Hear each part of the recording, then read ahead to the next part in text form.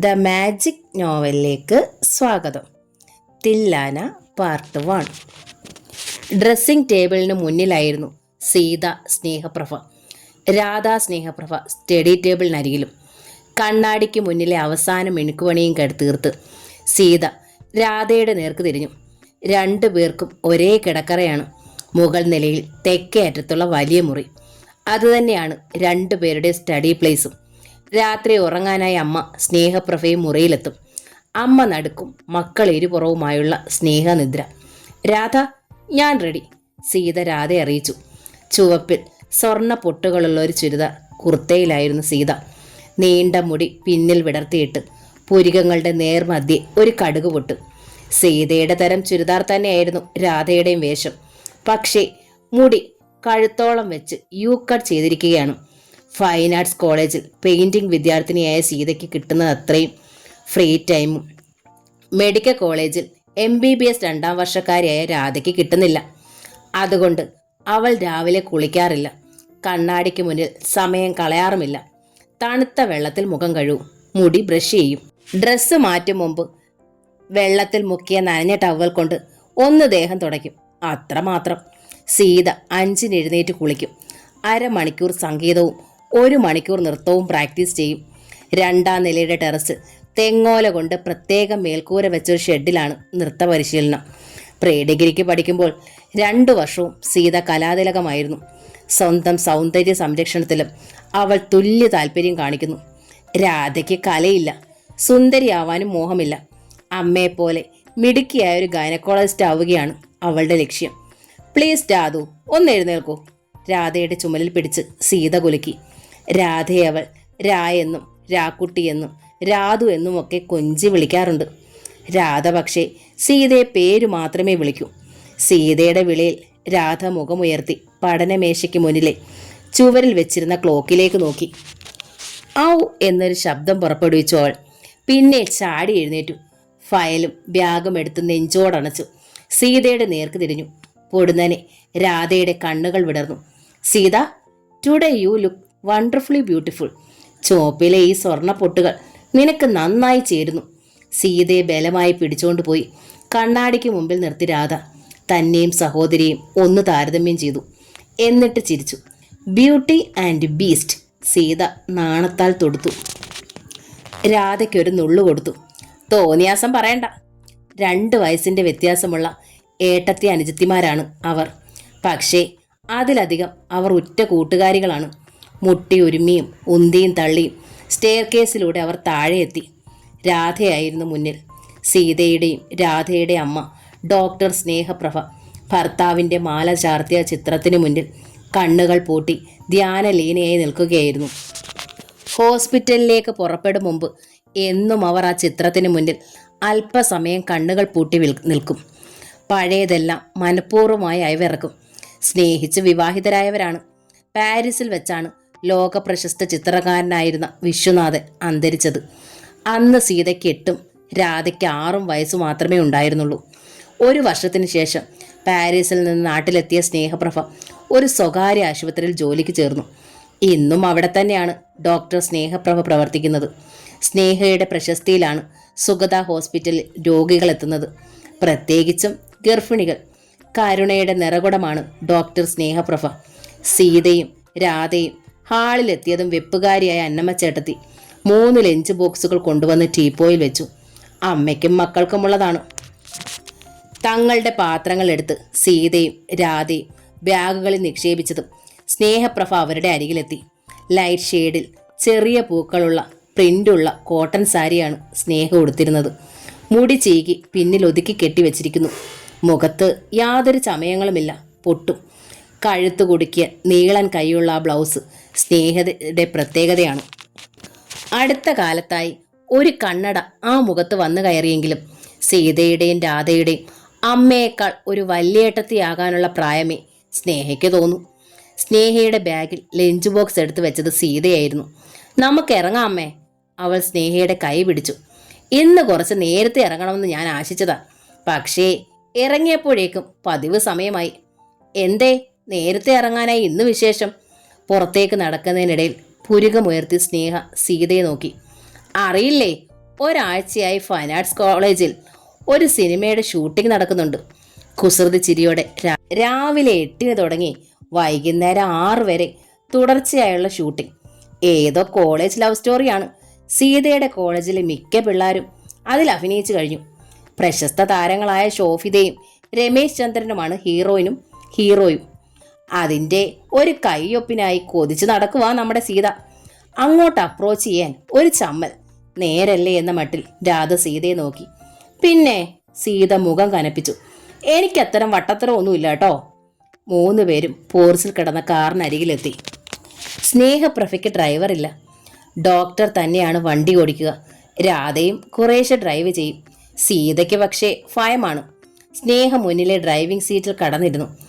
മറുവശത്തെ വാതിൽ തുറന്നു. സീതയും രാധയും കയറി. ചെറുപ്പം വിടാത്ത അമ്മയും സുന്ദരിമാരായ മക്കളും കൂടിയുള്ള യാത്ര പരിചയക്കാർക്കൊക്കെ ഒരു കൗതുകമാണ്. രാധയെ ടൗൺ സ്റ്റോപ്പിൽ ഡ്രോപ്പ് ചെയ്യും. അവിടെ നിന്ന് അവൾക്ക് മെഡിക്കൽ കോളേജ് ബസ് കിട്ടും. സുഗത ഹോസ്പിറ്റലിലേക്കുള്ള വഴിയിലാണ് ഫൈൻ ആർട്സ് കോളേജ്. അതുകൊണ്ട് സീതയെ കോളേജ് ഗേറ്റിൽ ഇറക്കിയ ശേഷം സ്നേഹപ്രഭ നേരെ ഹോസ്പിറ്റലിലേക്ക് പോകും. ഫൈൻ ആർട്സ് കോളേജിൻ്റെ മതിലിലും ഗേറ്റിലുമെല്ലാം ഷൂട്ടിംഗ് കാണാൻ ജനം തിങ്ങിക്കൂടിയിരുന്നു. അടുത്ത കാലത്ത് വെള്ളിത്തിരയിലെത്തി ചെറുപ്പക്കാരുടെ ഹരമായി മാറിയ രമേശ് ചന്ദ്രനെ കാണാനായിരുന്നു ആ തിരക്ക്. ശോഭിതയുടെ ചുറ്റും കൂടിയിരിക്കുന്നത് പെൺകുട്ടികൾ മാത്രം. കോളേജിൽ സീതയുടെ ഇൻറ്റിമേറ്റ് ഫ്രണ്ട് ജോസഫൈനാണ്. ആംഗ്ലോ ഇന്ത്യൻ കുടുംബമാണവൾ. അറിയപ്പെടുന്ന ഒരു പോപ്പ് ഗായികയും. ഡാഫോഡിൽസ് എന്ന മ്യൂസിക് ട്രൂപ്പിനു വേണ്ടിയാണ് അവൾ പാടുന്നത്. വെസ്റ്റേണും ഈസ്റ്റേണും കലർത്തിയ കോക്ടെയിൽ മ്യൂസിക്കാണ് ഡാഫോഡിൽസിൻ്റെ പ്രത്യേകത. സീത, ഞാൻ ഇന്ന് രമേശുമായി ഒരുപാട് സംസാരിച്ചു. ക്ലാസ്സിലെത്തിയ സീതയോട് ജോസഫൈൻ ആഹ്ലാദത്തിൽ പറഞ്ഞു. ജർമ്മനും സ്പാനിഷും അടക്കം 5 ഫോറിൻ ലാംഗ്വേജസ്, ഒപ്പം 5 ഇന്ത്യൻ ലാംഗ്വേജസും. ടോട്ടൽ 10. നന്നായി ഡാൻസ് ചെയ്യും, പാടും, വിമാനം പറത്തും. എല്ലാവരുമായി ഫ്രണ്ട്ഷിപ്പായി പോവാനും എടുക്കേ. നിങ്ങളൊന്നിച്ചുള്ള ആ സീൻ തീർന്നോ? ഓ, അത് ഇന്നലെ തീർന്നല്ലോ. കോളേജിൽ വെച്ച് ചിത്രീകരിച്ച ഒരു ഗാനരംഗത്തിൽ മറ്റു വിദ്യാർത്ഥികളോടൊപ്പം ജോസഫൈനും അഭിനയിച്ചിരുന്നു. നിനക്കും വേണ്ടി ഇനി മുതൽ അയാൾ റെക്കമെൻഡ് ചെയ്യുമായിരിക്കും ഇല്ലേ? സീത തിരക്കി. ഷുവർ, ജോസഫൈൻ തല കുലുക്കി. ഞാൻ വിചാരിച്ചത് മറ്റു നടന്മാരെ പോലെ ഇയാളും ഹോട്ടൽ റൂമിലേക്ക് ക്ഷണിക്കുമെന്നാണ്. But he is a gentleman. വിളിച്ചാൽ നീ പോകുമായിരുന്നോ? നിനക്കറിയാമല്ലോ എൻ്റെ തരം. ജോസഫൈൻ കണ്ണുരുട്ടി. ആ ശുക്കൂറിൻ്റെ കവളത്ത് എൻ്റെ ഷൂവിൻ്റെ പാട് പതിഞ്ഞത് ശരിയായിരുന്നു. അത് വല്ലാത്ത ഫ്രീ ആണ് ജോസഫി എന്ന് സീത വിളിക്കുന്ന ജോസഫൈൻ. പക്ഷേ തെമ്മാടിത്തരം പറഞ്ഞാലും കാണിച്ചാലും അടിച്ച് കരണം പോയിക്കും അവൾ. ജീൻസിൻ്റെ ഹിപ്പ് പോക്കറ്റിൽ ജോസഫി ഒരു കൊച്ചു കടാര ഒളിച്ചു സൂക്ഷിക്കുന്നുണ്ട്. രമേശിനെ കുറിച്ച് പറയാൻ മറ്റൊരു കാരണമുണ്ട് കേട്ടോ, ജോസഫൈൻ തുടർന്നു. അയാൾ നിന്നെക്കുറിച്ച് ചോദിച്ചു. എന്ത്? ഇയാളുടെ കൂട്ടത്തിൽ ഒരു അപൂർവ സുന്ദരിയെ കാണാറുണ്ടല്ലോ. എന്താ കുട്ടിയുടെ പേരെന്ന്? നീ പേര് പറഞ്ഞോ? സീത കിതച്ചു. ഒരു പേര് പറയുന്നതിൽ എന്താടോ? ജോസഫൈൻ ചിരിച്ചു. പക്ഷേ പേര് പറഞ്ഞപ്പോൾ അയാൾ ചോദിക്കുക, അഭിനയിക്കാൻ നിനക്ക് ഇൻട്രസ്റ്റ് ഉണ്ടോന്നു. നീ എന്ത് പറഞ്ഞു? നോട്ട് അറ്റ് ആൾ ഇൻട്രസ്റ്റഡ് എന്ന് അറുത്തു മുറിച്ച് കാച്ചി. ഒരു ഡോക്ടറുടെയും മരിച്ചുപോയ ലോകപ്രശസ്ത ചിത്രകാരൻ്റെയും മോളാണ്. വെറുതെ ചൂണ്ടയിടണ്ട എന്ന് സീതയ്ക്ക് അത് ഇഷ്ടമായി. അപ്പോൾ അയാൾ പറഞ്ഞത് എന്താണെന്നറിയാമോ? ജോസഫൈൻ തുടർന്നു. കണ്ണ് കണ്ടാൽ ചൂണ്ടയിൽ കൊത്തുന്ന തരമാണെന്ന് തോന്നുമെന്ന്. അയാളെ ഞാൻ കാണിച്ചു കൊടുക്കാം. സീത പല്ലെറിമി. അത് കഴിഞ്ഞാണ് അടുത്ത സംഭവം. ജോസഫൈൻ നിർത്തിയില്ല. സീത കണ്ണുമിഴിച്ച് അവളെ നോക്കി. നിന്റെ ഒരു ഫോട്ടോഗ്രാഫ് വേണമെന്ന് പറഞ്ഞ് അവരുടെ ഒരു പ്രൊഡക്ഷൻ എക്സിക്യൂട്ടീവ് എത്തിയിരുന്നു. സീനിൽ ഉപയോഗിക്കാനാണത്രേ. രമേശിന്റെ ബുക്കിൽ നിന്ന് ശോഭിതയ്ക്ക് കിട്ടുന്നതായി ചിത്രീകരിക്കാൻ. കോളേജിലെ മറ്റൊരു സുന്ദരിയാണെന്നുള്ളത് വാക്യം. അതിൻ്റെ പേരിൽ രമേശിനോട് ശോഭിത വഴക്കിടുന്നു. അത്രേ ഉള്ളൂ ആവശ്യം. അപ്പോൾ ഞാൻ അഭിനയിച്ചില്ലെങ്കിൽ എൻ്റെ ഫോട്ടോഗ്രാഫെങ്കിലും അവർക്ക് വേണം ഇല്ലേ? സീത ചോദിച്ചു. ഇഡിയറ്റ്സ്, നീ വെറുതെ പല്ല് കടിച്ചു കൊഴിക്കണ്ട, ജോസഫൈൻ പറഞ്ഞു. ഇതൊന്നും നടക്കില്ലാന്ന് ഞാൻ അവന്മാരോട് പറഞ്ഞിട്ടുണ്ട്. മാത്രമല്ല, ഇന്നത്തോടെ ഇവിടുത്തെ ഷൂട്ടിംഗ് അവസാനിച്ചു. പാക്കപ്പാണ്. അതറിഞ്ഞപ്പോൾ സീതയ്ക്ക് സമാധാനമായി. എന്നാൽ അന്ന് ലാസ്റ്റ് അവർ സീത സ്നേഹപ്രഭയ്ക്ക് ഒരു വിസിറ്റർ ഉണ്ടെന്ന് ക്ലാസ്സിൽ അറിയിപ്പ് കിട്ടി. സീത വിസിറ്റേഴ്സ് ലോബിയിൽ ചെന്നപ്പോൾ കുഷൻ ചെയറിൽ രമേശ്. അയാളെ കണ്ടതും സീതയുടെ മുഖം ചുവന്നു. രമേശിന്റെ ചുണ്ടിലാണെങ്കിൽ ഒരു പുഞ്ചിരി തത്തിക്കളിച്ചു. സീത. അയാൾ എഴുന്നേറ്റ് സീതയുടെ അരികിലേക്ക് വന്നു. സീതയുടെ ദേഹം വിറയ്ക്കാൻ തുടങ്ങി. എങ്കിലും ധൈര്യം സംഭരിച്ച് അവൾ രമേശിന്റെ മുഖത്തേക്ക് നോക്കി. ഫോട്ടോഗ്രാഫ് ചോദിച്ചത് സിനിമാ പർപ്പസിനല്ല, അങ്ങനെ പറഞ്ഞത് കള്ളമാ. പിന്നെ? സീതയുടെ ചുണ്ട് വിറച്ചു. അത്യാവശ്യം ഫെയിമും കാശുമൊക്കെയായി എനിക്ക്. ഇനി ഒരു ലൈഫ് പാർട്ട്ണർ വേണം. സീതയുടെ ഫോട്ടോഗ്രാഫ് എൻ്റെ പേരൻസിനെ കാണിച്ചാലോ എന്ന് തോന്നി. No, I don't like. പെട്ടെന്നായിരുന്നു സീതയുടെ മറുപടി. രമേശ് സ്തബ്ധനായി. അയാളുടെ മുഖത്തേക്ക് നോക്കിയില്ല സീത. ഒരു നിമിഷം കൂടി അവിടെ നിന്നിട്ട് അവൾ തിരിഞ്ഞു നടന്നു. പക്ഷേ തിരികെ ക്ലാസ്സിലെത്തിയപ്പോൾ എന്തോ കളഞ്ഞുപോയ ഒരു വ്യത അവളിൽ തങ്ങി നിന്നു. നഗരഹൃദയത്തിലുള്ള വിശ്വപ്രഭ എന്ന വാടക വസതിയിലെത്തിയതോടെ സീതയെല്ലാം മറന്നു. അന്ന് രാത്രി അത്താഴത്തിന് അവർക്കൊരതിഥി ഉണ്ടായിരുന്നു. പാരീസിൽ വെച്ച് വിശ്വനാഥൻ്റെ ഒറ്റ സുഹൃത്തായിരുന്ന കൃഷ്ണകുമാറിൻ്റെ മകൻ പ്രേമാനന്ദ്. വിശ്വനാഥൻ്റെ മരണശേഷം സ്നേഹപ്രഭയ്ക്ക് നാട്ടിലേക്ക് മടങ്ങാനുള്ള സൗകര്യങ്ങൾ ചെയ്തതും നാട്ടിൽ സെറ്റിൽഡ് ആകാൻ വേണ്ട ഒത്താശകൾ നൽകിയതും കൃഷ്ണകുമാറായിരുന്നു. ഇപ്പോൾ കൃഷ്ണകുമാറും പാരീസ് വിട്ടിരിക്കുന്നു.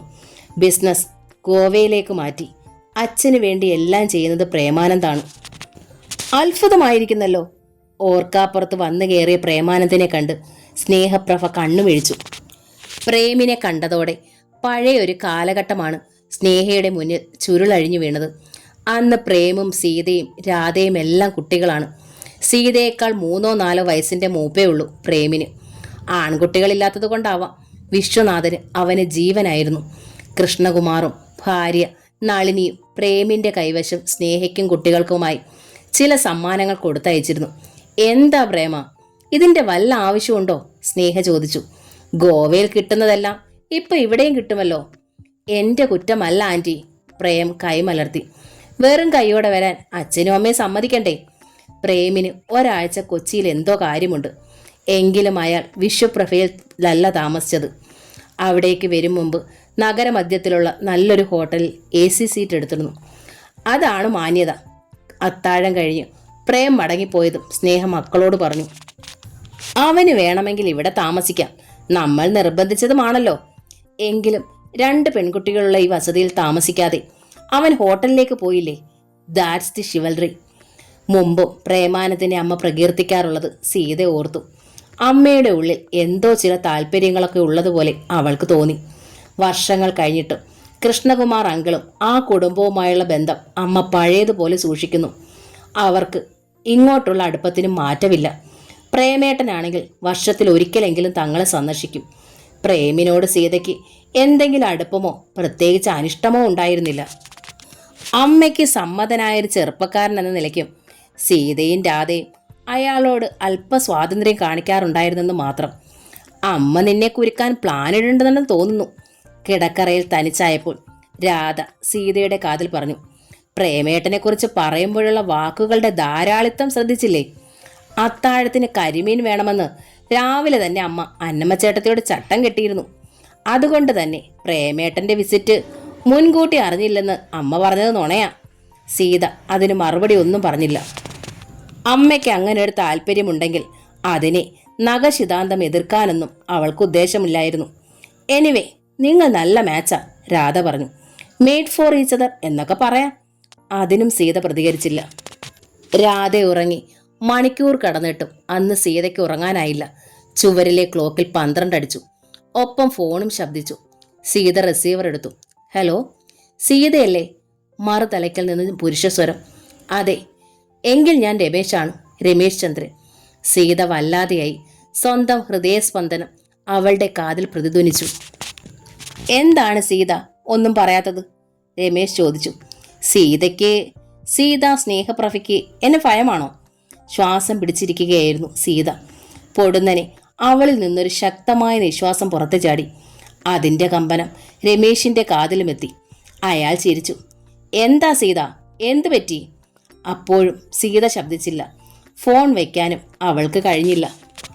സീതയ്ക്ക് വേണമെങ്കിൽ ഫോൺ വയ്ക്കാം, അല്ലെങ്കിൽ എന്നോട് ഫോൺ താഴെ വയ്ക്കാൻ പറയാം. എന്നിട്ടും അങ്ങനെ ചെയ്യാത്തത് സീതയ്ക്ക് എന്നെ വിരോധിക്കാൻ കഴിയാത്തത് കൊണ്ടല്ലേ? വിരോധിക്കേണ്ട കാര്യമെന്താ? ഐ ഡോണ്ട് ലൈക്ക്, അത്രേ ഉള്ളൂ. ഇഷ്ടമില്ലാത്ത പുരുഷന്റെ അഭ്യർത്ഥനയ്ക്ക് മുന്നിൽ ശോഭിക്കുകയും ബഹളം കൂട്ടുകയും ചെയ്യുന്ന പെൺകുട്ടികളുണ്ട്. അതെന്തിന്? ഇഷ്ടമില്ല, ഉപദ്രവിക്കരുത് എന്ന് പറയാമല്ലോ. രമേശിന്റെ മനസ്സിടിഞ്ഞു. എങ്കിലും സ്വരത്തിൽ അയാൾ അത് പ്രകടമാക്കിയില്ല. സോ സീതയ്ക്ക് എന്നെ ഇഷ്ടമല്ല അല്ലേ? തുടർന്നൊന്ന് ചിരിക്കാനും രമേശ് മറന്നില്ല. പക്ഷേ ആ ചിരി പതറിയിരുന്നു. സീതയ്ക്ക് ഒരു ക്രൂരമായ സംതൃപ്തി അനുഭവപ്പെട്ടു. തൻ്റെ കണ്ണ് കണ്ടാൽ ചൂണ്ടയിൽ കൊത്തുന്ന തരമാണെന്ന് പറഞ്ഞവനല്ലേ. ആ ചൂണ്ടയുടെ കൊളുത്ത് ഒടിക്കാതെ പറ്റില്ല. എനിക്കറിയാം എന്തുകൊണ്ടാണ് സീതയ്ക്ക് എന്നോട് ഇഷ്ടക്കേട് തോന്നിയെന്ന്, രമേശ് പറഞ്ഞു. എങ്കിൽ അത് കേൾക്കട്ടെ ആദ്യം, സീത ആവശ്യപ്പെട്ടു. സീതയുടെ ശബ്ദം കേട്ടാണ് മയക്കത്തിലേക്ക് വീണുപോയ രാധ ഉണർന്നത്. കണ്ണ് തിരുമ്മി അവൾ ചുറ്റും നോക്കി. ഫോണിലാണ്. സീതയ്ക്ക് സുഹൃത്തുക്കൾ കുറവാണെന്ന് രാധയ്ക്കറിയാം. ഉള്ളവർ തന്നെ ഇത്രയും വൈകി ഫോൺ ചെയ്യാറില്ല. താനും അമ്മയുമാണ് സീതയുടെ ഏറ്റവും അടുത്ത ചങ്ങാതിമാർ. അമ്മ നൈറ്റ് ഡ്യൂട്ടിക്ക് ഹോസ്പിറ്റലിൽ പോയിരിക്കുകയാണ്. ഒരുപക്ഷെ അവിടെ നിന്ന് വല്ല അത്യാവശ്യത്തിനും വിളിച്ചതാകുമോ?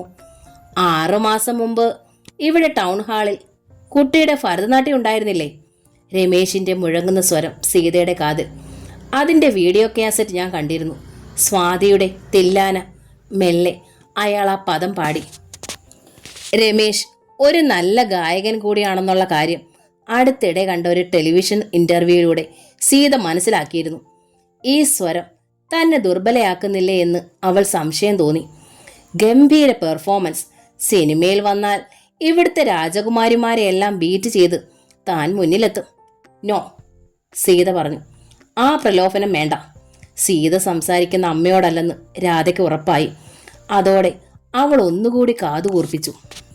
പ്രലോഭനമല്ല, രമേശ് പറഞ്ഞു. ഞങ്ങളുടെ ഒരു പ്രൊഡക്ഷൻ എക്സിക്യൂട്ടീവാണ് തൻ്റെ ആ നൃത്തത്തിൻ്റെ കാസറ്റ് ഞങ്ങളുടെ അടുത്ത് കൊണ്ടുവന്നത്. പുതിയ പടത്തിലേക്ക് നായികയെ തപ്പിക്കൊണ്ടിരിക്കുകയായിരുന്നു അപ്പോൾ. ദാ ഒരപൂർവ സുന്ദരി, വീണ്ടും ഒരു കലാപ്രതിഭ എന്ന് പറഞ്ഞാണ് അയാൾ കാസറ്റ് കൊണ്ടുവന്നത്. അതോടെ ഞങ്ങൾ ആ കുട്ടിയെക്കുറിച്ച് തിരക്കി. ഇവിടുത്തെ പ്രശസ്ത ഗൈനക്കോളജിസ്റ്റായ ഡോക്ടർ സ്നേഹപ്രഭയുടെ മകളാണെന്നറിഞ്ഞത് അപ്പോഴാണ്. എന്നിട്ട് സീതയ്ക്ക് ആകാംക്ഷയായി. ഡോക്ടർ സ്നേഹപ്രഭയുടെ മാത്രം മകളല്ല, മരിച്ചുപോയ ലോകപ്രശസ്ത ചിത്രകാരനായ വിശ്വനാഥൻ്റെയും കൂടി മകളാണെന്ന് പിന്നീട് അറിഞ്ഞു. അതോടെ ഞങ്ങളുടെ ആശ നഷ്ടപ്പെട്ടു. എങ്കിലും പ്രൊഡ്യൂസർ ഡോക്ടറുടെ അഭിപ്രായം അന്വേഷിച്ചിരുന്നു. വീണ്ടും നിരാശപ്പെടുകയും ചെയ്തു. രമേശ് ചിരിച്ചു. തന്നോട് അതേപ്പറ്റി അമ്മ ഒന്നും പറഞ്ഞില്ലല്ലോ എന്നാണ് സീത ഓർത്തത്. മക്കളിൽ നിന്നും ഒന്നും ഒളിക്കാത്ത ആളാണ് തങ്ങളുടെ അമ്മ. 3 പേരും കൂട്ടുകാരെ പോലെയാണ്. പിന്നീട് സീതയെ സംബന്ധിച്ച് എല്ലാം ഞാൻ തിരക്കിയറിഞ്ഞു. ഫൈൻ ആർട്സ് കോളേജിൽ ഷൂട്ടിംഗ് പ്ലാൻ ചെയ്തപ്പോൾ ഞാൻ ഒരുപാട് സന്തോഷിച്ചു. തന്നെ അടുത്ത് കാണാമല്ലോന്ന്. ഞാൻ കാണുന്നുണ്ടായിരുന്നു. പക്ഷേ താൻ എന്നെ കണ്ടില്ല, എൻ്റെ അവസ്ഥ അറിഞ്ഞില്ല. അതല്ലേ ഐ ഡോണ്ട് ലൈക്ക് എന്ന് പൊട്ടിത്തെറിച്ചത്. സീതയുടെ ഉള്ളിൽ മധുരമുള്ള എന്തോ നുരയാൻ തുടങ്ങി. എന്തോ ഒരു അരുതായ്മയും. യാതൊരു ഗ്യാരൻറ്റിയും ഇല്ലാത്തൊരു രംഗത്താണ് ഞാൻ നിൽക്കുന്നത്. എന്നാലും പെട്ടെന്ന് അതുവരെയുള്ള ട്യൂൺ മാറ്റി രമേശ് തിരക്കി. സീത കേൾക്കുന്നുണ്ടോ? എന്തോ ഒരു നിമിഷം എന്ത് പറയണമെന്ന് സീത ആലോചിച്ചു. പിന്നെ ഫോൺ വെച്ച് കഴിഞ്ഞപ്പോഴേക്കും അത് തന്നെയാണ് നല്ലതെന്ന് അവൾക്ക് തോന്നി. പക്ഷേ ഫോൺ താനെ ആയതാണെന്നുള്ള വിചാരത്തിൽ അയാൾ വീണ്ടും വിളിക്കുമെന്നൊരു പ്രതീക്ഷ സീതയ്ക്കുണ്ടായിരുന്നു. 2-3 മിനിറ്റ് അവൾ കാത്തു. പിന്നെ കിടക്കയിൽ വന്ന് കിടന്നു. കണ്ണുകൾ പൂട്ടി ഉറങ്ങുന്ന മട്ടിൽ കിടന്നിരുന്ന രാധ പൊടുന്നതിന് സീതയുടെ നേർക്ക് മിഴികൾ തുറന്നു. ആരാ വിളിച്ചത്? ഓർക്കാപ്പുറത്തുള്ള ചോദ്യമായതിനാൽ സീത ഒന്നു പകച്ചു, പതറി, ഉമിനീരിറക്കി. പെട്ടെന്ന് രാധ ഒരു ചിരിയോടെ കിടക്കയിൽ എഴുന്നേറ്റിരുന്നു. സീതയുടെ കൈത്തണ്ടയിൽ ഒരു തിരുമം കൊടുത്തു. ആരായിരുന്നു അത്? രാധ കുസൃതിയിൽ മുഖം ചലിപ്പിച്ചു. അമ്മയാണെന്ന് പറഞ്ഞ് രക്ഷപ്പെടാൻ നോക്കണ്ട. വെറുതെ എന്തെങ്കിലും ഒരു പേരും പറയണ്ട. This is something special. സംഭാഷണം മുഴുവൻ ഞാൻ കേട്ടു. മുഖവും സ്വരവും മാറാതെ ശ്രദ്ധിച്ചുകൊണ്ട് സീത ഉള്ള കാര്യം പറഞ്ഞു. രമേശ് ചന്ദ്രൻ. രാധയ്ക്കത് വിശ്വസിക്കാനായില്ല. ആക്ടർ? യാ. സീത തലകുലുക്കി. അയാൾ എങ്ങനെ? ദിവസങ്ങളായി ഫൈൻ ആർട്സ് കോളേജിൽ ഷൂട്ടിംഗ് ആയിരുന്നില്ലേ? Friendship or line? രാധിക പുരികം ചൊളിച്ചു. എനിക്കറിയില്ല. മാരി ചെയ്യാൻ ആഗ്രഹിക്കുന്നത് പോലെ ഒരു സൂചന തന്നു. ഇഷ്ടമില്ലാന്ന് ഞാൻ പറയുകയും ചെയ്തു. നന്നായി, രാധ അഭിനന്ദിച്ചു. വെറുതെ ട്രയൽ നോക്കിയതായാൽ. ആളൊരു തനി വുമണൈസർ ആണെന്ന് കേട്ടിട്ടുണ്ട്. അല്ലെങ്കിൽ തന്നെ സിനിമാ നടനല്ലേ. ആ തൊഴിൽ എന്താ ഒരു ഗ്യാരണ്ടി? ഇപ്പൊ സൂപ്പറായിരിക്കും. പക്ഷേ എത്ര നാൾ? എന്തിനാ ഇതൊക്കെ പറയുന്നത്? ഞാൻ മടക്കിയല്ലോ. സീത തിരിഞ്ഞു കിടന്നു. പക്ഷേ എനിക്ക് അയാളെ ഒന്ന് പരിചയപ്പെടുത്തി തരാൻ ഇത് കഷ്ടമായി, രാധ പറഞ്ഞു. ഫോണിലായാലും അയാളുമായി സംസാരിച്ചു എന്ന് ഫ്രണ്ട്സിനോടൊക്കെ പറയാമല്ലോ. ഭാവി ഡോക്ടേഴ്സ് ആണെന്നുള്ള വിചാരം പോലും ഇല്ലാതെ ഇത്തരക്കാരെ അഡോർ ചെയ്യുന്ന കുറെ എണ്ണമെങ്കിലും ഞങ്ങളുടെ കൂട്ടത്തിലുണ്ട്. സീത മറുപടി ഒന്നും പറഞ്ഞില്ല. അവൾ ഉറങ്ങിക്കാണുമെന്ന് രാധ വിചാരിച്ചു. ഇത്തിരി കഴിഞ്ഞപ്പോൾ അവളും തിരിഞ്ഞു കിടന്നു. ഉറക്കം വന്ന് കൺപോളകളെ തഴുകുമ്പോഴും സീതയുടെ കാതിൽ രമേശിന്റെ സ്വരമുണ്ടായിരുന്നു. എന്നാൽ ഉറക്കമുണർന്നപ്പോൾ അവൾ ആ വിഷയം വിട്ടു. കുളി കഴിഞ്ഞ് സംഗീതം സാധകം ചെയ്യും, പിന്നെ നൃത്തത്തിന്റെ പ്രാക്ടീസ്. അത് രണ്ടും കഴിയുമ്പോഴേ നേരം പുലരും. അപ്പോഴാണ് രാധയും സ്നേഹപ്രവയും ഉണർന്നെഴുന്നേൽക്കുക. നൈറ്റ് ഡ്യൂട്ടിയുള്ള ദിവസങ്ങളിൽ സ്നേഹ 10:30. അപ്പോൾ ഏട്ടത്തി അനിയത്തിയും ബസ്സിനാണ് കോളേജിലേക്ക് പോവുക. ആകെ ഒരു കാറേ ഉള്ളൂ വിശ്വപ്രഭയിൽ. രാധയ്ക്കൊരു മോപ്പേഡുണ്ട്. കോളേജിലേക്ക് അത് അവൾ കൊണ്ടുപോകാറില്ല. ഒഴിവു ദിവസങ്ങളിൽ സീതയെ പിന്നിലിരുത്തി നോർത്ത് അവന്യൂവിലുള്ള ശിവക്ഷേത്രത്തിലോ ബ്രോഡ്വേയിൽ ഷോപ്പിങ്ങിനോ പോകും. ആ ഞായറാഴ്ച പ്രേമാനന്ദ് വീണ്ടും വിശ്വപ്രഭയിൽ വന്നു. ഓർക്കാപ്പുറത്തായിരുന്നു അത്. സ്നേഹ ഹോസ്പിറ്റലിലായിരുന്നു. സീതയും രാധയും മുകളിലത്തെ മുറിയിലും. ഗോവയിലെ കൊച്ചൻ വന്നിരിക്കുന്ന കാര്യം അന്നമ്മച്ചേട്ടത്തിയാണ് മുകളിൽ വന്ന് പറഞ്ഞത്. താഴേക്ക് ചെല്ലണോ? സീത മടിയോടെ രാധികയെ നോക്കി. തീർച്ചയായും, രാധ പറഞ്ഞു. അമ്മ വീട്ടിലില്ലാത്ത സ്ഥിതിക്ക് തീർച്ചയായും നമ്മൾ ചെന്ന് ട്രീറ്റ് ചെയ്യണം. രാധ പഠിക്കുകയായിരുന്നു. എങ്കിൽ നീയും വരണം, സീത ശടിച്ചു. എൻ്റെ അവസ്ഥ നീ കണ്ടില്ലേ സീത? നീ വെറുതെ TV ആണിയല്ലേ? പോരെങ്കിൽ യു ആർ ദി എൽഡർ. ഞാൻ തനിച്ചു പോകില്ല, സീത ഒന്നുകൂടി ഉറച്ചിരുന്നു. ഹെൽ. രാധ വായിച്ചുകൊണ്ടിരുന്ന പുസ്തകം ശബ്ദത്തിൽ മേശയിലേക്കിട്ടു. No, come on. അവൾ സീതയുടെ കൈ പിടിച്ചു. നിങ്ങളെ എപ്പോഴും ഒരുമിച്ചേ കാണൂ. താഴെ എത്തിയപ്പോൾ പ്രേമാനന്ദ് അതിശയം ഭാവിച്ചു. നോർമൽ സിസ്റ്റേഴ്സായല്ല, ട്വിൻസായാണ് തോന്നുക. രാധ ചിരിച്ചു. സീത ഗൗരവത്തിൽ മുഖം കുനിച്ചിരുന്നതേയുള്ളൂ. സാധാരണ അങ്ങനെയല്ല.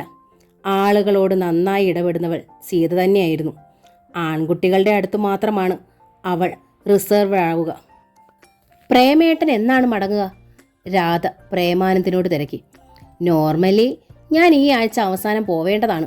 പക്ഷേ എൻ്റെ ബിസിനസ് ഇങ്ങോട്ട് ഷിഫ്റ്റ് ചെയ്താലോന്ന് ഇപ്പോൾ ഒരാലോചന. അതെന്താ? രാധ ചോദിച്ചു. ഇവിടം എനിക്ക് കൂടുതൽ കംഫർട്ടബിളായി തോന്നുന്നു. രാധ അർത്ഥഗർഭമായി സീതയെ നോക്കി. കേട്ടില്ലേ എന്ന ഭാവത്തിൽ. സീതയ്ക്ക് അസഹ്യത അനുഭവപ്പെട്ടു. അപ്പോഴാണ് ടെലിഫോൺ ശബ്ദിച്ചത്. ഹോസ്പിറ്റലിൽ നിന്ന് സ്നേഹപ്രഭയുടെ കോളായിരുന്നു. രാധയാണ് അറ്റൻഡ് ചെയ്തത്. 2 നിമിഷം കഴിഞ്ഞപ്പോൾ അവൾ റിസീവർ സീതയ്ക്ക് നൽകി. സീത, അവിടെ പ്രേം വന്നിട്ടുണ്ടോ? സ്നേഹ ചോദിച്ചു. സീത വല്ലാതെയായി. പ്രേമേട്ടൻ വന്നതായി രാധ പറഞ്ഞിരുന്നില്ല. പിന്നെ എങ്ങനെ അമ്മ അറിഞ്ഞു? അമ്മയെ അറിയിച്ചിട്ടാണ് ആൾ വന്നതെങ്കിൽ അമ്മ ഹോസ്പിറ്റലിലാണെന്ന് പറഞ്ഞപ്പോൾ അബദ്ധഭാവം നടിച്ചതെന്തിന്? അപ്പോൾ അമ്മയുടെയും പ്രേമേട്ടൻ്റെയും പക്ഷത്ത് കള്ളത്തരമുണ്ട്. തങ്ങളെ ഒന്ന് കൂട്ടിയിണക്കുകയാണ് അമ്മയുടെ ലക്ഷ്യമെന്ന് തോന്നുന്നു. എന്താ സീത നീ ഒന്നും മിണ്ടാത്തത്? സ്നേഹ ആരാഞ്ഞു. പ്രേം വന്നിട്ടില്ലേ അവിടെ? ഉണ്ട്. അവൻ എന്താണ് കഴിക്കാൻ കൊടുത്തത്? അന്നമ്മച്ചേട്ടത്തി 3 ഗ്ലാസ് ഓറഞ്ച് ജ്യൂസുമായി മുറിയിലെത്തിയിരുന്നു. ഓറഞ്ച് ജ്യൂസ്, സീത പറഞ്ഞു. ഗുഡ്. വൈകിട്ട് വേണമെങ്കിൽ പ്രേമൻ്റെ ഒപ്പം പുറത്തേക്ക് പൊയ്ക്കോളൂ. ഇരുട്ടും മുമ്പ് മടങ്ങി വരണമെന്നേ ഉള്ളൂ. ഞാൻ രാധയ്ക്ക് കൊടുക്കാം. സീത ഫോൺ രാധയ്ക്ക് കൈമാറി. ഓക്കെ അമ്മ എന്നായിരുന്നു രാധയുടെ മറുപടി. ഫോൺ വെച്ചിട്ട് അവൾ തിരിഞ്ഞ് സീതയോടും പ്രേമാനന്ദനോടുമായി പറഞ്ഞു.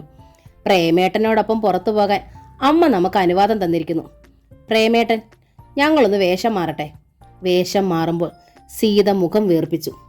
അമ്മ എന്താണിങ്ങനെ? പെണ്ണുങ്ങൾ കൂടുതൽ സൂക്ഷിക്കണമെന്ന് കൂടെ കൂടെ ഉപദേശിക്കുന്ന ആളല്ലേ? അമ്മയ്ക്ക് പ്രേമേട്ടനിൽ അത്ര വിശ്വാസം കാണും, രാധ തർക്കിച്ചു. അല്ലെങ്കിലും പാരീസിൽ കുറേ കാലം താമസിച്ചതല്ലേ അമ്മ. സ്ത്രീ പുരുഷ ബന്ധത്തെക്കുറിച്ച് അത്ര ഇടുങ്ങിയ ധാരണയൊന്നും ഇല്ല അമ്മയ്ക്കുള്ളത്.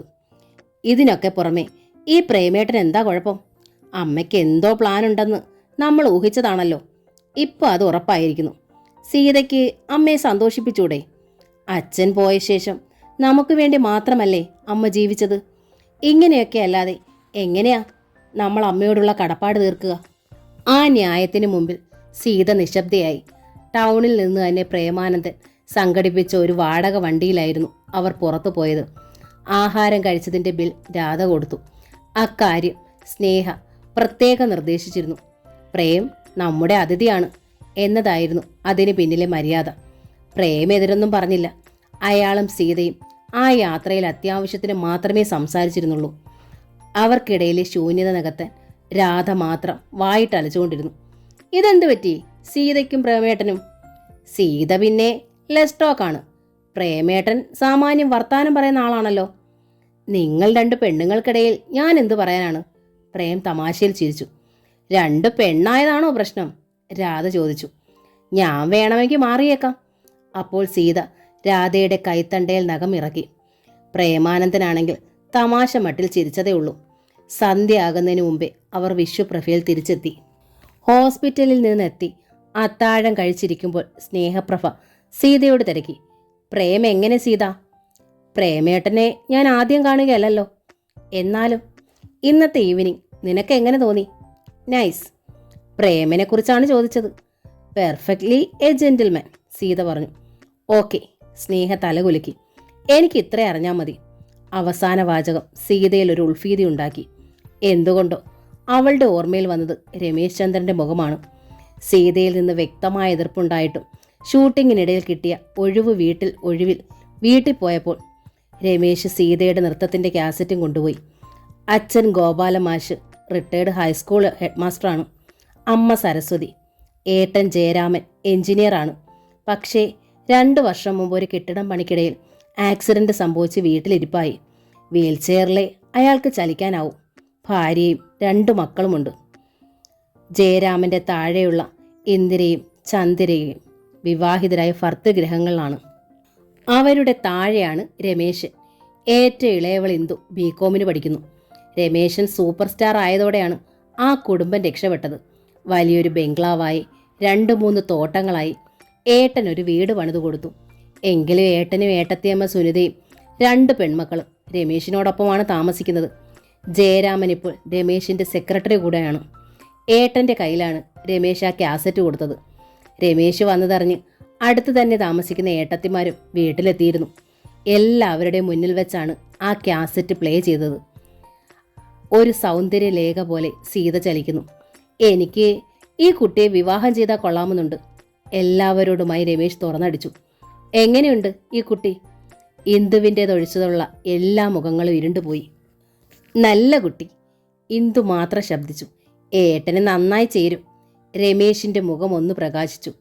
അപ്പോഴാണ് താക്കീതിന്റെ കണ്ണുകളോടെ ഗോപാലമാഷ് ഇന്ദുവിനെ നോക്കിയത്. രമേശ് അത് കണ്ടു. സ്വിച്ച് ഓഫ് ആകുന്ന വേഗത്തിൽ ആ മുഖത്തെ വെളിച്ചം ചോർന്നു.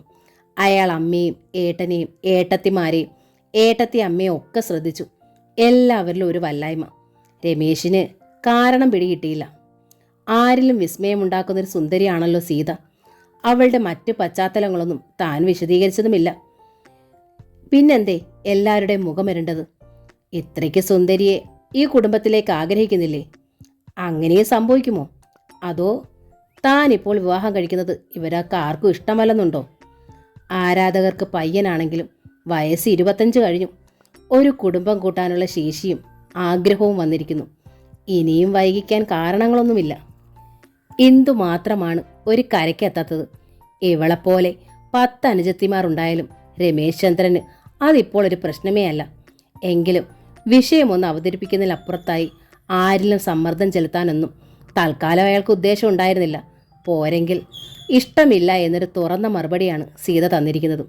ഈ വിഷയത്തിൽ ഇനി അല്പമെങ്കിലും മുന്നോട്ട് പോകണമെങ്കിൽ സീതയിൽ നിന്ന് സമ്മതത്തിൻ്റെ ഒരു മൂളലെങ്കിലും ലഭിക്കണം. എല്ലാവരിലൂടെയും ഉദാസീനമായി ഒന്ന് കണ്ണോടിച്ചിട്ട് രമേശ് എഴുന്നേറ്റ് സ്വന്തം മുറിയിലേക്ക് പോയി. അതോടെ ചലനമറ്റിരുന്ന മറ്റു കുടുംബാംഗങ്ങൾക്ക് ജീവൻ വെച്ചു. ഗോപാലമാഷ് മൂത്ത മകനായ ജയരാമനെ നോക്കി. എന്താ ഇവനിപ്പോൾ പെട്ടെന്ന് ഇങ്ങനൊരു പൂതി ഉണ്ടാവാൻ? വെറുതെ ഒരു കാസറ്റ് കണ്ടതിൻ്റെ ഭ്രമമാണോ? അതോ അതിലും അധികം എന്തെങ്കിലും? വീൽ ചെയറിൻ്റെ ഹാൻഡിലിൽ കൈമുട്ടൂന്നി താടി ചൊറിഞ്ഞുകൊണ്ടിരുന്ന ജയരാമൻ സന്തോഷമില്ലാതെ ഒന്നും മന്ദഹസിച്ചു. അവനൊരു ചെറുപ്പക്കാരനായ സ്ഥിതിക്ക് വിവാഹം കഴിക്കാനുള്ള ആഗ്രഹം സ്വാഭാവികമല്ലേ? എന്നാലും പെട്ടെന്നിങ്ങനെ? പെട്ടെന്നായിരിക്കില്ല. കാര്യം അവതരിപ്പിക്കാൻ ഇതൊരു സന്ദർഭമാക്കിയതാവും. ഈ പ്രത്യേക പെൺകുട്ടിയുമായി എന്തെങ്കിലും ബന്ധം? എനിക്കറിയില്ല. ജയരാമൻ കൈമലർത്തി. ഗോപാലമാഷിന് ശുണ്ഠി വന്നു. നിനക്കെന്താ? അവനിലിപ്പോൾ യാതൊരു നിയന്ത്രണവുമില്ലേ? എൻ്റെ അവൻ്റെ അവസ്ഥ അറിയാതെയാണോ അച്ഛൻ ചോദിക്കുന്നത്? ജയരാമന് സങ്കടം വന്നു. വീൽ ചെയറിൽ ചലിക്കുന്നൊരു ശവമാ ഞാൻ. അവനെ ആശ്രയിച്ച് ജീവിക്കുന്നവൻ. അവൻ അനുവദിച്ച് തന്നിരിക്കുന്ന സ്വാതന്ത്ര്യമേ എനിക്കുള്ളൂ. ദൈവവും എനിക്ക് സ്വാതന്ത്ര്യം തന്നിട്ടില്ലല്ലോ. എൻ്റെ കൺവട്ടത്തല്ലാത്തപ്പോൾ അവൻ എന്തൊക്കെയാവാം. ജയൻ പറഞ്ഞത് ശരിയാ. സരസ്വതി മകനെ പിന്തുണച്ചു. അനിയനാണെന്ന് വെച്ച് അവന് കൈകടത്താൻ കഴിയണതിന് ഒരു പരിധിയില്ലേ? വീൽ ചെയറിൽ സഞ്ചരിക്കുന്ന ജയന് എവിടെയും രമേശന്റെ പിന്നാലെ എത്താൻ കഴിയില്ലല്ലോ. കാണാൻ പ്രത്യേകതയുള്ളൊരു പെൺകുട്ടിയെ കണ്ടപ്പോൾ അവൻ നമ്മുടെ അടുത്ത് ഒരു അഭിപ്രായം തിരക്കി. അത്രയല്ലേ ഉള്ളൂ അച്ഛാ. ജയരാമന്റെ നേരെ ഇളയവളായ ഇന്ദിര സംഭവത്തിന്റെ ഗൗരവത്തെ ലഘൂകരിക്കാൻ നോക്കി. നമ്മുടെ രമേശനെ നമുക്കറിയില്ലേ? അവൻ ഇപ്പോഴും നമ്മുടെ കുട്ടിയാ.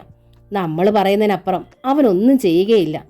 ആ അഭിപ്രായത്തെ മറ്റാരും കണ്ടിച്ചതേയില്ല. അതോടെ ദീർഘമായൊന്ന് നിശ്വസിച്ചിട്ട് ഗോപാലമാശി ഇരിപ്പിടത്തിൽ നിന്ന് എഴുന്നേറ്റു. മറ്റുള്ളവർ ആ വിഷയം താൽക്കാലികമായി ഉപേക്ഷിക്കുകയും ചെയ്തു. എന്നാൽ രമേശിന്റെ മനസ്സിൽ അതുമാത്രമായിരുന്നു. താൻ ഉടനെ വിവാഹിതനാകുന്നത് തൻ്റെ കുടുംബാംഗങ്ങൾക്ക് ഇഷ്ടമല്ലെന്ന് തോന്നുന്നു. തന്നെ അവർ കറവപ്പശു ആക്കുമെന്ന സംശയം ഒരിക്കലും രമേശിനുണ്ടായിരുന്നില്ല. ആദർശനിഷ്ഠനാണ് അച്ഛൻ. സ്നേഹധനനാണ് ഏട്ടൻ. അമ്മയെ ഏട്ടത്തിമാരും അനിയത്തിയും ഏട്ടത്തിയുമൊക്കെ തന്നെ പ്രാണനെ പോലെ സ്നേഹിക്കുന്നുണ്ട്. ഈ ധാരണ മൂഢമാണോ? രമേശിന് ആദ്യമായി അതോർത്ത് വേദന അനുഭവപ്പെട്ടു. സീത നിരസിച്ചതുപോലെ സീതയുടെ വീട്ടുകാരിൽ നിന്നും എതിർപ്പുണ്ടാകുമെന്ന് അയാൾ പ്രതീക്ഷിച്ചിരുന്നതാണ്. അതിൽ അത്ഭുതമോ ആദിയോ ഇല്ല. വിദ്യാഭ്യാസവും ആഭിജാത്യവുമുള്ളവർക്ക് സൂപ്പർ സ്റ്റാർ പദവിയോട് അത്യാകർഷണമൊന്നും തോന്നണില്ല. എന്നാലും ഏതുവിധവും സീതയെ ജീവിതത്തിൽ ചേർത്തെടുക്കുകയെന്നത് രമേശിൻ്റെ അഭിനിവേശമായി മാറിയിരുന്നു. എത്രയോ സുന്ദരികളെ പരിചയപ്പെട്ടിട്ടുണ്ട്, അടുത്തിടപഴകിയിട്ടുണ്ട്. എന്നിട്ടും തന്നെ നിശ്ചയിച്ച ഒരു കുട്ടിയുടെ രൂപം മനസ്സിൽ ചേക്കേറിയത് വിചിത്രമായി അയാൾക്ക് തോന്നി. അതിലൊരു പ്രത്യേക തമാശയെ രമേശ് കണ്ടു. ഷൂട്ടിങ്ങിൻ്റെ തിരക്കുള്ള ദിവസങ്ങളായിരുന്നു. അന്ന് വൈകുന്നേരം തന്നെ അയാൾ വീട്ടിൽ നിന്ന് കോഴിക്കോട്ടിന് പോയി. പിറ്റേന്ന് രാവിലെ 7 മുതൽ അവിടെ ഒരു പുതിയ പടത്തിൻ്റെ ഷൂട്ടിംഗ് ആരംഭിക്കുകയാണ്. 2-ാം ദിവസം രമേശിന് സന്തോഷകരമായൊരു വിസ്മയം ഉണ്ടായി. പാട്ട് സീനിൻ്റെ സെറ്റിൽ അല്പവസ്ത്രങ്ങൾ അണിഞ്ഞ് 20 സ്ത്രീകൾക്കിടയിൽ സീതയുടെ കൂട്ടുകാരിയായ ജോസഫൈൻ. രമേശിന് അത്ഭുതത്തോടൊപ്പം തെല്ലമർഷവും തോന്നി. ഫൈൻ ആർട്സ് കോളേജിൽ വെച്ച് പരിചയപ്പെട്ടപ്പോൾ ജോസഫി ഒരു നല്ല കുട്ടിയാണെന്നായിരുന്നു അയാൾ കരുതിയിരുന്നത്. രമേശ് ചന്ദ്രൻ അടുത്തേക്ക് ചെന്നതും ജോസഫൈൻ്റെ മുഖം വിളറി, കണ്ണുകൾ നിറഞ്ഞു. എന്താ ജോസഫി, താൻ ഈ രൂപത്തിൽ? കുരുക്കിൽപ്പെട്ടു പോയതാ സാർ, എന്നെ രക്ഷിക്കണം. ജോസഫൈൻ്റെ കണ്ട ഇടറി. എന്തു കുരുക്ക്? രമേശ് ചന്ദ്രൻ തിരക്കി. എല്ലാവരുടെയും മുന്നിൽ വെച്ച് പറയാൻ വിഷമമുള്ളതുപോലെ ജോസഫൈൻ ചുറ്റും കണ്ണോടിച്ചു. രമേശ് ആ ഗ്രൂപ്പിൽ നിന്ന് ഒഴിഞ്ഞൊരു കോണിലേക്ക് നടന്നു. പുറകെ ജോസഫൈനും. എന്താ കാര്യം? രമേശ് വീണ്ടും തിരക്കി. സേതു എന്ന പ്രൊഡക്ഷൻ എക്സിക്യൂട്ടീവാണ് സാർ എന്നെ ഇവിടേക്ക് വിളിച്ചത്. ഗ്രൂപ്പ് വേഷത്തിലാണെങ്കിൽ വരില്ല എന്ന് ഞാൻ പറഞ്ഞിരുന്നു. ഗ്രൂപ്പല്ല, നല്ലൊരു ക്യാരക്ടർ വേഷമെന്നായിരുന്നു അയാളുടെ വാക്ക്. വന്നപ്പോൾ അയാളുടെ വിധം മാറി. ചില അഡ്ജസ്റ്റ്മെൻറ്റുകൾക്ക് അയാൾ നിർബന്ധിച്ചു. ഡയറക്ടർ ആവശ്യപ്പെട്ടിട്ടാണത്രേ. നടക്കില്ലെന്ന് ഞാൻ തീർത്തു പറഞ്ഞു. അപ്പോൾ എന്നെ ഈ എക്സ്ട്രാ സീനിലേക്ക് കാസ്റ്റ് ചെയ്തു.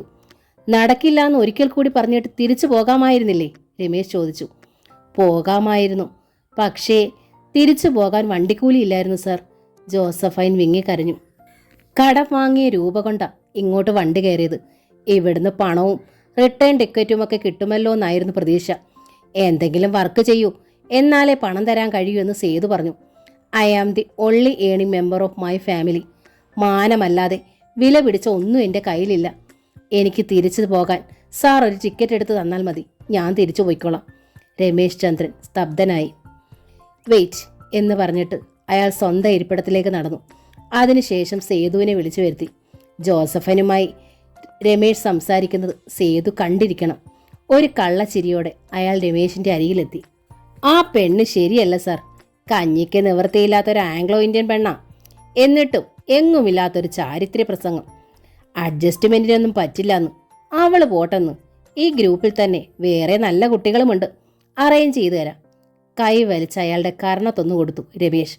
എന്തിനാണെന്ന് മനസ്സിലായില്ലെങ്കിലും പലരും ആ രംഗം കണ്ടു. ആരും ഒരക്ഷരം മിണ്ടിയില്ല. സേതു തിരിച്ചെന്തെങ്കിലും തരത്തിൽ പ്രതികരിച്ചാൽ അയാളെ ആ പ്രൊഡക്ഷനിൽ നിന്ന് കട്ട് ചെയ്യിക്കാൻ രമേശിന് കഴിയും. സേതുവിന് അത് ബോധ്യവുമുണ്ട്.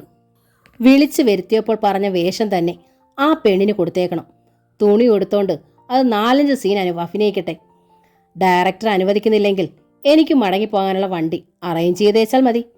തിരുവായ്ക്ക് എതിർവായില്ലെന്ന് രമേശിനറിയാം. സേതുവിനും രമേശിന്റെ വെളിച്ചത്തിൽ വേണം ഈ പടം ഓടുവാൻ. ഡയറക്ടറും പ്രൊഡ്യൂസറും കൂടി നിരന്തരം കാലുപിടിച്ചാണ് 20 ദിവസം സംഘടിപ്പിച്ചെടുത്തത്. ടേക്കിന്റെ സമയത്ത് സംഘനർത്തകർക്കിടയിൽ ജോസഫി ഇല്ലായിരുന്നു. ഉച്ച കഴിഞ്ഞ് സാരി ഉടുത്തവൾ ഒരു ക്യാരക്ടർ വേഷം ചെയ്തു. 3 ദിവസത്തെ ഷൂട്ടിംഗ് കഴിഞ്ഞു മടങ്ങാൻ നേരം ജോസഫൈൻ രമേശിന്റെ അരികിൽ വന്നു. നന്ദി പറയാൻ വാക്കുകളില്ല സർ. ഈ രംഗത്ത് ഇത്രയും മനുഷ്യത്വം മറ്റാരിലും കണ്ടിട്ടില്ല. നന്ദി വേണ്ട, രമേശ് പുഞ്ചിരിച്ചു. ചെറിയൊരു പ്രത്യുപകാരം ചെയ്താൽ മതി. ജോസഫി ഞെട്ടലോടും ഭീതിയോടുമാണ് രമേശിനെ നോക്കിയത്. എന്നെക്കുറിച്ച് ജോസഫി സീതയോട് പറയണം. കട്ട് ചെയ്യും മുമ്പ് ഒരു പുനർചിന്ത വേണമെന്ന്. നടനാണെങ്കിലും ഞാനൊരു സാധാരണ മനുഷ്യനാണ്, സാധാരണ ചെറുപ്പക്കാരനാണെന്ന്. ജോസഫിയുടെ കണ്ണുകൾ നിറഞ്ഞു തുളുമ്പി. ഷുവർ, അവൾ തലകുലുക്കി. സാർ ആവശ്യപ്പെട്ടില്ലെങ്കിലും ഞാനെല്ലാം സീതയോട് പറയുമായിരുന്നു. പറയാൻ എനിക്ക് മറ്റാരാ ഉള്ളത്? എത്ര നല്ല കുട്ടിയാണെന്നോ അവൾ. അവൾ ഒരിക്കലും താങ്കളെ കട്ട് ചെയ്യില്ല. പിറ്റേന്ന് തന്നെ ഫൈൻ ആർട്സിൽ ജോസഫൈൻ സീതയെ കണ്ടു. എല്ലാം വിശദമായി അറിയിച്ചു. പറയുമ്പോൾ പല കുറി ജോസഫൈൻ്റെ തൊണ്ടയിടറി. ഇവിടെ ഷൂട്ടിംഗ് നടക്കുമ്പോഴും രമേശ് ഇത്ര നല്ല ആളാണെന്ന് ഞാൻ അറിഞ്ഞില്ല സീത. ജോസഫൈൻ നന്ദിയോടെ പറഞ്ഞു. He's an Angel. ഇത്ര നന്മ മറ്റെവിടെ കാണും? എൻ്റെ ഫ്രണ്ടായതുകൊണ്ട് മാത്രമാണ് രമേശ് നിന്നോട് കരുണ കാണിച്ചതെങ്കിലോ? സീത തർക്കിച്ചു. അങ്ങനെ ആയിക്കോട്ടെ, ഇപ്പോഴും അയാൾക്ക് നിന്നോടുള്ള സ്നേഹമല്ലേ വെളിവാകുന്നത്? അതിനി വെളിവാകണ്ട ജോസഫി. സീതയുടെ തൊണ്ടയിടറി. അതെന്താ? ജോസഫൈൻ്റെ കണ്ണുകൾ മിഴിഞ്ഞു. ഒരു നിമിഷത്തെ നിശബ്ദതയ്ക്ക് ശേഷമാണ് സീത പറഞ്ഞത്. അമ്മ എനിക്ക് മറ്റൊരാളെ കണ്ടുവച്ചിരിക്കുന്നു. പ്രേമാനന്ദിനെക്കുറിച്ച് അവൾ വ്യക്തമാക്കി. എന്നാലും വ്യക്തമായിട്ട് അമ്മ പറഞ്ഞിട്ടില്ലല്ലോ. ജോസഫൈൻ ആരാഞ്ഞു. നിനക്ക് വേണമെങ്കിൽ അമ്മയുടെ ഇൻറ്റൻഷൻ അറിഞ്ഞില്ലെന്ന് ഭാവിക്കാം. നോ, സീത മുഖം ചലിപ്പിച്ചു. അമ്മ വ്യക്തമാക്കാതെ തന്നെ അമ്മയുടെ സൂചനകൾ മനസ്സിലാക്കി ആ താല്പര്യം സംരക്ഷിക്കേണ്ട കടമ ഞങ്ങൾ ഈ 2 മക്കൾക്കുമുണ്ട്. അമ്മ അങ്ങനെയാണ് ഞങ്ങളെ വളർത്തിയത്. അച്ഛനും അമ്മയും ഞങ്ങൾക്ക് അമ്മ മാത്രമായിരുന്നു. ഇപ്പോഴും അതെ. ജോസഫൈൻ ദയനീയമായി സീതയെ നോക്കിയിരുന്നു. പാലറ്റിൽ ചായം കലർത്തുകയായിരുന്നു സീത. അല്പനേരത്തെ നിശബ്ദതയ്ക്ക് ശേഷം ജോസഫൈൻ സീതയോട് തിരക്കി. രമേശ് തിരക്കിയാൽ ഞാൻ എന്താണ് പറയേണ്ടത്? നീ എൻഗേജ്ഡ് ആണെന്നോ? സീതയ്ക്കൊരു ചെറുഞെട്ടലുണ്ടായി. അവൾ മുഖം കുനിച്ചിരുന്നു. പറയൂ സീത, ജോസഫൈൻ ആവർത്തിച്ചു. ഞാൻ എന്താണ് രമേശിനോട് പറയേണ്ടത്? നീ എൻഗേജ്ഡ് ആണെന്നോ? അങ്ങനെ പറയണ്ട, സീത ഇടർച്ചയോടെ വിലക്കി. പിന്നെ? തൽക്കാലം ഒന്നും പറയണ്ട. ഒന്നും അറിയില്ല എന്ന് തനിക്ക് പറയാമല്ലോ. നോയാണെങ്കിൽ അത് അത്രയും നേരത്തെ പറയണതല്ലേ സീത നല്ലത്? വെറുതെ അയാൾ പ്രതീക്ഷിച്ചാലോ? സീതയിൽ വീർപ്പുമുട്ടലുണ്ടായി, അസഹ്യതയും. നമുക്ക് വേറെ വല്ലതും പറയാം. അവൾ ഒഴിഞ്ഞു മാറി. സത്യത്തിൽ പ്രേമാനന്ദിനെയല്ല രമേശിനെയാണ് തൻ്റെ മനസ്സ് കൊതിക്കുന്നതെന്ന് സീതയ്ക്ക് വ്യക്തമായി അറിയാമായിരുന്നു. അന്ന് വൈകുന്നേരം വിശ്വപ്രഭയിൽ പ്രേമാനന്ദ് എത്തി. പ്രേം വരുമെന്നറിഞ്ഞ് സ്നേഹപ്രഭ ഓഫ് എടുത്തിരുന്നു. പ്രേം നാളെ ഗോവയ്ക്ക് മടങ്ങുകയാണ്. ഇനിയും എപ്പോഴാണ് അവൻ നമ്മളോടൊപ്പം ഉണ്ടാവുകയെന്ന് അറിയില്ലല്ലോ, സ്നേഹ വിശദീകരിച്ചു. അവൻ ചിലപ്പോൾ മടങ്ങി വന്ന് ഇവിടെ ഒരു ഷോപ്പിംഗ് സെൻറ്റർ തുടങ്ങിക്കൂടാന്നൊന്നുമില്ല. അതൊക്കെ തീരുമാനിക്കുന്നത് നമ്മളും കൂടി ചേർന്നാണെന്ന് മാത്രം. അർത്ഥഗർഭമായി അവർ സീതയെ നോക്കി. സീത യാതൊരു മറുപടിയും പറഞ്ഞില്ല. അന്നും പ്രേമിൻ്റെ അത്താഴം വിശ്വപ്രഭയിലായിരുന്നു. വിളമ്പുന്നതിനിടയിൽ സ്നേഹ പ്രേമിനോട് ചോദിച്ചു, ഗോവയിലെ ബിസിനസ് ഇവിടേക്ക് പറിച്ചു നടന്നതിനെപ്പറ്റി പ്രേം എന്ത് തീരുമാനിച്ചു? പ്രേം ഇവിടെ ഉണ്ടായാൽ ഞങ്ങൾക്കൊരു ആൺതുണയായി. സത്യത്തിൽ ആൺതുണ എന്നത് ഒരു ചെറിയ കാര്യമൊന്നുമല്ല. എൻ്റെ പെൺമക്കൾ പ്രായപൂർത്തിയായതോടെയാണ് എനിക്കത് ബോധ്യമായത്. അമ്മ എന്താണ് ഉദ്ദേശിക്കുന്നതെന്ന് സീതയ്ക്കും രാധയ്ക്കും മനസ്സിലാവുന്നുണ്ടായിരുന്നു. രാധ കുസൃതിയിൽ ചിരിച്ചുകൊണ്ടിരുന്നു. എന്നാൽ സീതയുടെ മുഖം കരഞ്ഞതുപോലെയായിരുന്നു. ഞാൻ ഇവിടെ കൂടുന്നതാണ് ആൻറ്റിക്ക് സന്തോഷമെങ്കിൽ ആൻറ്റി അച്ഛനോട് സംസാരിക്കൂ, പ്രേം അറിയിച്ചു. അച്ഛൻ എതിർപ്പില്ലെങ്കിൽ ഞാൻ എപ്പോഴേ റെഡി. ആ വാചകം പൂർത്തിയാക്കിയ ഉടൻ സ്നേഹ സീതയെ നോക്കി അന്വേഷിച്ചു. കേട്ടോ പ്രേം പറഞ്ഞത്? അച്ഛൻ എതിർപ്പില്ലെങ്കിലെന്ന്. അതായത് അച്ഛൻ എതിർപ്പില്ലെങ്കിലേ പ്രേം ഇവിടെ നിൽക്കൂന്ന്. അതാണ് ഗുരുത്വം. ഇന്നത്തെ കുട്ടികൾക്കില്ലാത്തതും അതാണ്. പ്രേമിനെ കണ്ടു പഠിക്കണം.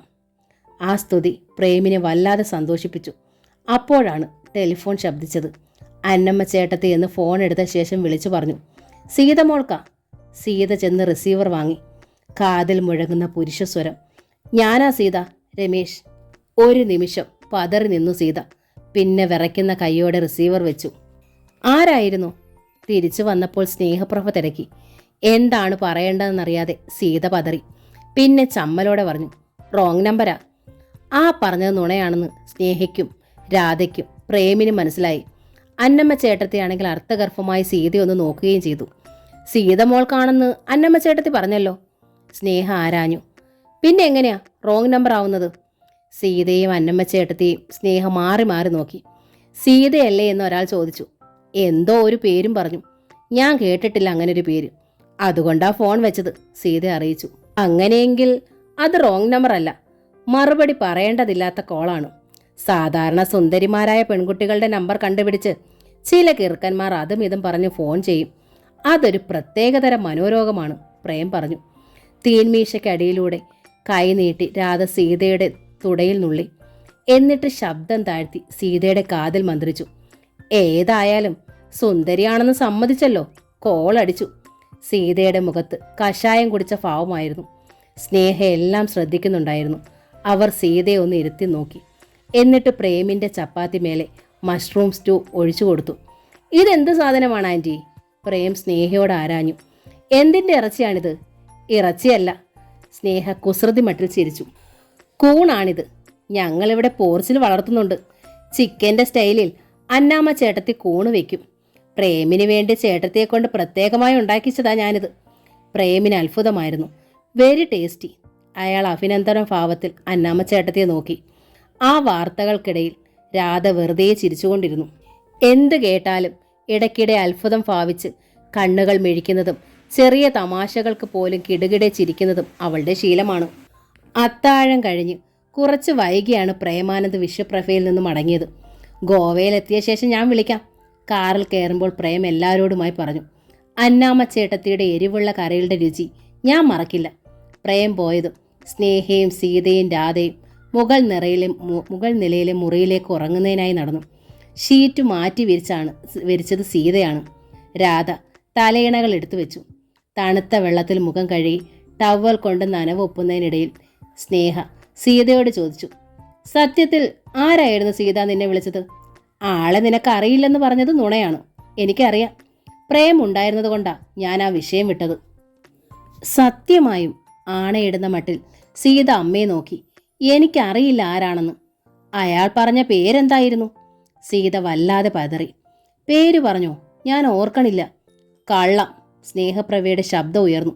എന്തോ പേര് പറഞ്ഞുവെന്ന് നീ തന്നെയാണ് പറഞ്ഞത്. എന്തോ പേര് പറഞ്ഞതുപോലെ തോന്നി, പക്ഷേ എനിക്കത് വ്യക്തമായില്ല. അല്ലെങ്കിൽ തന്നെ കള്ളഫോൺ വിളിക്കുന്നവർ ശരിപ്പേര് പറയില്ലല്ലോ അമ്മേ, സീത കെഞ്ചി. അവൾ പറയുന്നത് കള്ളമാണെന്ന് ആ മുഖത്തെ ചുളുക്കവും സ്വരത്തിലെ വിറയലും വ്യക്തമാക്കി. വേണ്ട, സ്നേഹ കൈ ഉയർത്തി വിലക്കി. ഇനി നീ ഒന്നും പറയണ്ട. എനിക്ക് മനസ്സിലായി. കല ഉള്ളിൽ കയറിയാലുള്ള കുഴപ്പമായത്. നാവിൽ നേര് വരില്ല. കുസൃതിയിൽ സ്നേഹയും സീതയും മാറി മാറി നോക്കിക്കൊണ്ടിരുന്ന രാധ പെട്ടെന്ന് അമ്മയോട് തിരക്കി. അച്ഛനിൽ നിന്നുള്ള അമ്മയുടെ എക്സ്പീരിയൻസ് അതാണോ? നാവിൽ നേര് വരില്ലേ? സ്നേഹ സ്തബ്ധയായി. അവൾ ദേഷ്യത്തിൽ രാധയെ ഒന്ന് നോക്കി. പിന്നെ വാർഡ്രോബിനടുത്തേക്ക് നടന്നു. വാർഡ്രോബ് തുറന്ന് ഒരു നൈറ്റ് ഗൗൺ ഹാങ്കറോടെ എടുത്തു. അതുമായി ടോയ്ലറ്റിലേക്ക് നീങ്ങി. അച്ഛനും കലയുള്ളിൽ കയറിയ ആളാണല്ലോ, അതുകൊണ്ടാ ചോദിച്ചത്, രാധ ചിരിച്ചു. സ്നേഹ അവളെ ശ്രദ്ധിച്ചതേയില്ല. ടോയ്ലറ്റിൽ കടന്ന് അവർ വാതിലടച്ചു. അതോടെ രാധ സീതയുടെ നേർക്ക് തിരിഞ്ഞു. സീതയെ നോക്കി തല കുലുക്കി. എനിക്കറിയാം ആരാ വിളിച്ചതെന്ന്. ആരാ? സീതയുടെ തൊണ്ട വിറച്ചു. രമേശ് ചന്ദ്രൻ, സൂപ്പർ സ്റ്റാർ. സീതയുടെ മുഖം ചെമ്പരത്തിപ്പൂവായി. തില്ലാന എന്ന നോവലിൻ്റെ ഈ ഭാഗം ഇവിടെ പൂർണ്ണമാവുകയാണ്. ഈ നോവൽ നിങ്ങൾക്ക് ഇഷ്ടമായെങ്കിൽ ലൈക്ക് ചെയ്ത് ഷെയർ ചെയ്ത് സബ്സ്ക്രൈബ് ചെയ്യണേ. താങ്ക്